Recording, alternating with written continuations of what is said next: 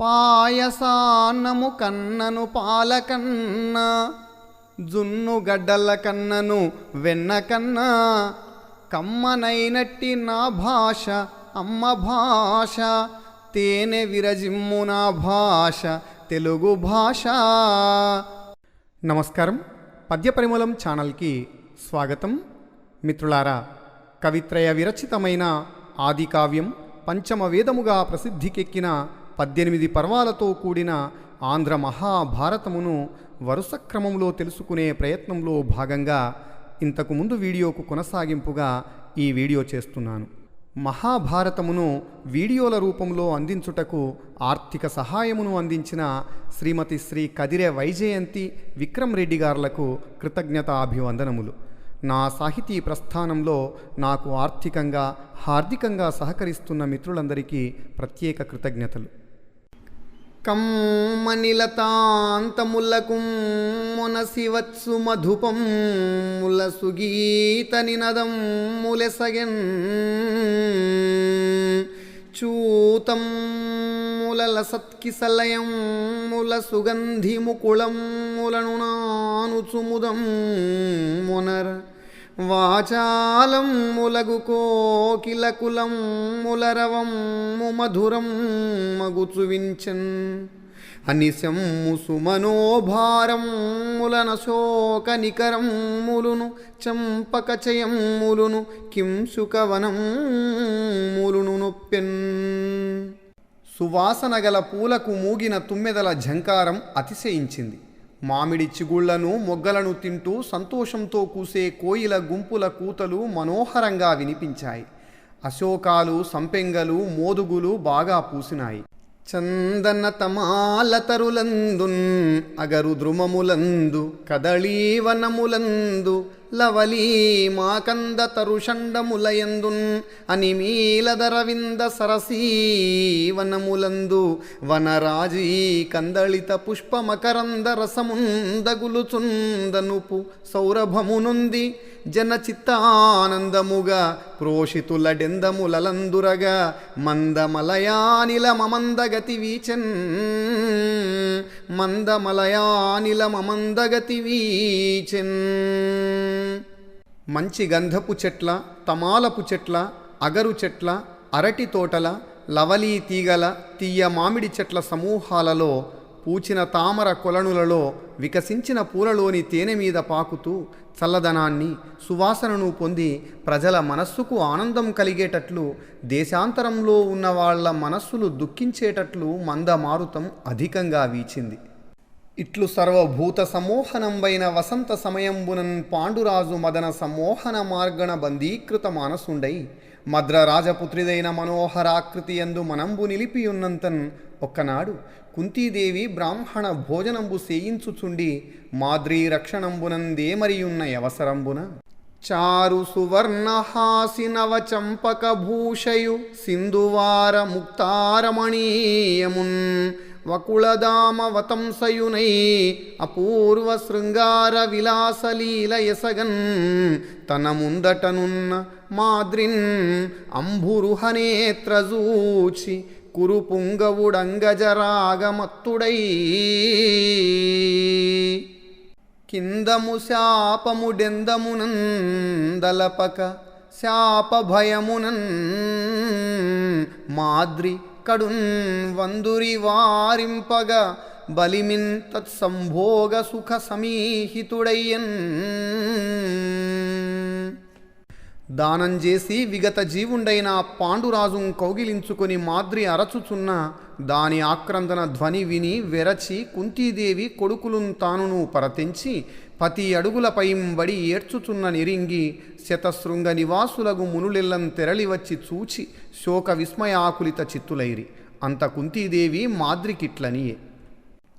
ఈ విధంగా అన్ని ప్రాణులను మోహింపజేసే వసంతకాలంలో పాండురాజు మన్మధుని యొక్క సమ్మోహన బాణానికి లొంగిన మనస్సు గలవాడై మాద్రి యొక్క మనోహర రూపం మీద మనస్సు నిలిపి ఒకరోజు కుంతీదేవి బ్రాహ్మణ భోజనం చేయిస్తూ మాద్రిని కనిపెట్టడం మరచి ఉన్న సమయంలో అందంలో బంగారాన్ని మించిన క్రొత్త సంపెంగ పువ్వులే ఆభరణాలుగా కలదై వావిలి పూలనే ముత్యాల చేత మనోహరమైనదై పొగడదండలు చెవి ఆభరణాలుగా కలదై అంతకు ముందెన్నడూ లేని శృంగార విలాసంతో తన ముందున్న కమలాల వంటి అందమైన కన్నులు గల మాద్రిని చూసి కురుశ్రేష్ఠుడైన పాండురాజు మన్మద రాగవశుడై పాండురాజు కిందముని శాపాన్ని మరచాడు.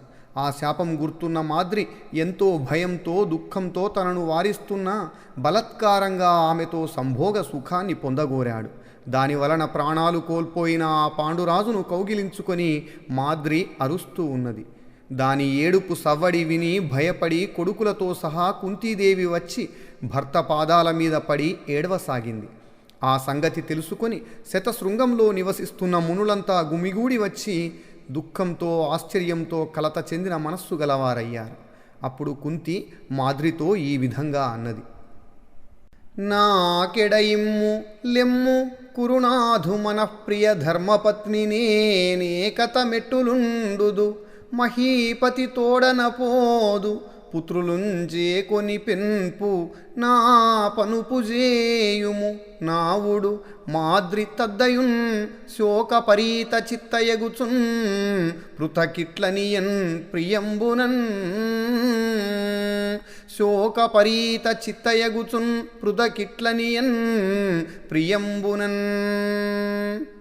నీవు లేచి నాకు చోటిమ్ము. నేను పాండురాజు మనస్సుకు ప్రియమైన ధర్మపత్నిని. ఆయనను విడిచి ఉండలేను. ఆయనతో వెళ్ళిపోతాను. నీవు కొడుకులను పెంచుము అని కుంతి అనగా మాద్రి ఎంతో దుఃఖంతో ఆమె మనస్సుకు ప్రియముగా ఇట్లా పలికింది: కురువంశ నిస్తారకుల ధర్మయుక్తి కొడుకుల బడసి ఇక్కురు కుంజరునకు కరము మనః ప్రీతి గావించి పుణ్యగతికి కారణమవై కమలాక్షి నీవు తిరముగాన్ ఇష్టంబుదీర్చితేన్ ఇందు ధృతిన్ పతి ఇష్టంబుదీర్పన కాన అరిగెద పతితోడన్ అన్యలోకంబున్ అందైన ప్రీతి సేయగగాంతుననియు అందైన ప్రీతి సేయగగాంతుననియు.